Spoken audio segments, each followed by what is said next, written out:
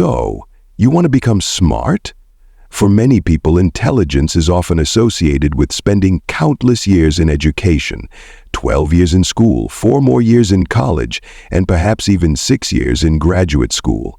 Society conditions us to believe that this is the only pathway to becoming smart. However, what often happens is that after all this effort, many find themselves struggling to land a decent job. This is not just an exaggeration. It's a reality for countless individuals.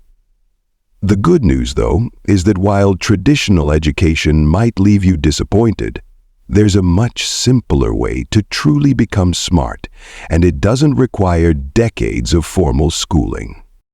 Let's break it down.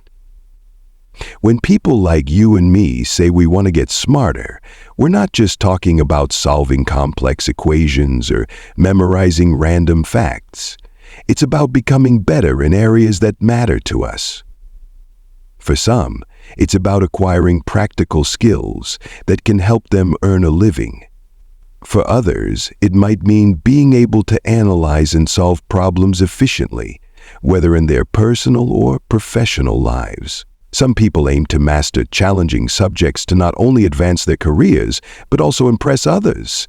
Let's face it, everyone likes to show off a little sometimes. And then, of course, there's the goal of being articulate and knowledgeable in conversations. You want people to respect your intelligence, but not to the point where they feel intimidated or label you as a nerd. Unfortunately, when you look for advice on how to get smarter, most of what you find online falls into 2 categories: overly vague and philosophical advice, or oddly specific tips that seem disconnected from reality. For example, generic advice like "be curious" or "never stop learning" sounds inspiring, but doesn't give you anything actionable.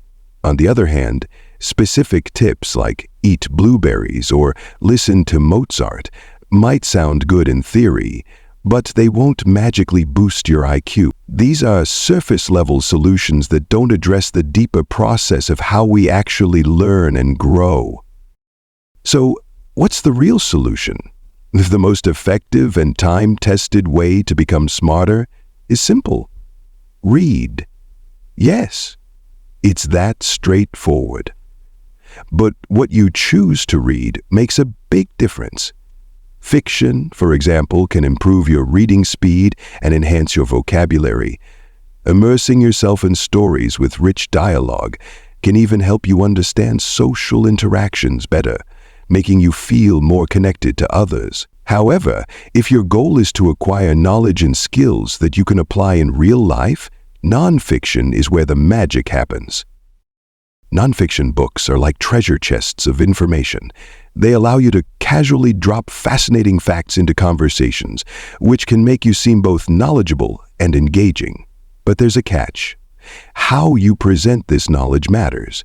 For example, imagine someone says, "It's crazy how humans evolved from chimpanzees." Instead of jumping in with a condescending, "well, actually," you could reframe your response. Try saying, "That is interesting, right? I was reading recently that humans and chimpanzees didn't actually evolve from one another, but rather evolved side by side. This approach not only shares what you've learned, but does so in a way that's humble and approachable." The key here is to educate without making others feel inferior. When you share knowledge in a thoughtful way, people are more likely to respect you and even learn from you. This creates a positive feedback loop, where your intelligence becomes a tool for building better relationships. Now, how do you find these amazing books? It's easier than you think. Start by picking a topic that excites you. Anything from cooking to astronomy. A quick Google search for "best books on" topic will give you plenty of recommendations.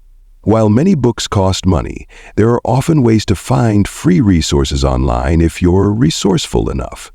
Let's just say you might accidentally come across websites where you can download books without breaking the bank. But here's the thing, reading alone isn't enough. To truly internalize what you've learned, you need to practice.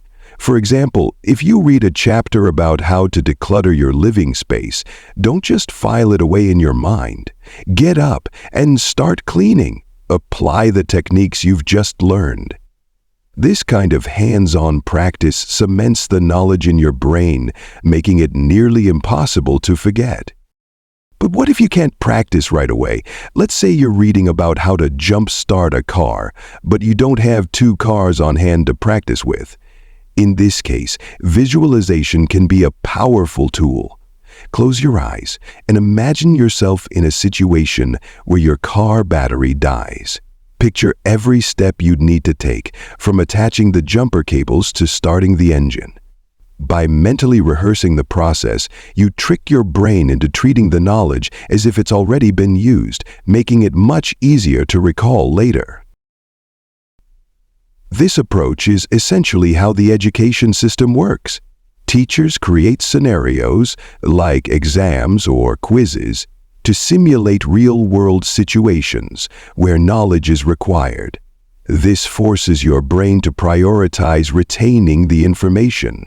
However, the downside is that once the test is over, most people forget what they've learned because they no longer see it as useful.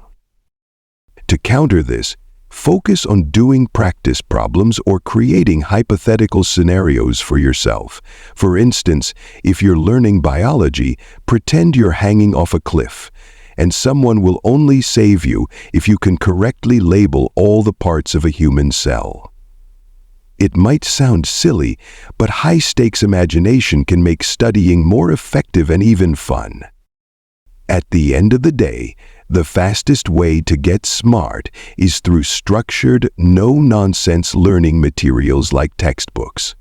Unlike casual content, textbooks are designed to deliver pure knowledge without distractions. They also include practice questions that test your understanding, helping you reinforce what you've learned. While they might not be as entertaining as a YouTube video, they're incredibly effective for anyone serious about self-improvement. And finally, if you've found this advice helpful, consider subscribing to the channel. It's a small way to support future content and help more people discover the joy of learning.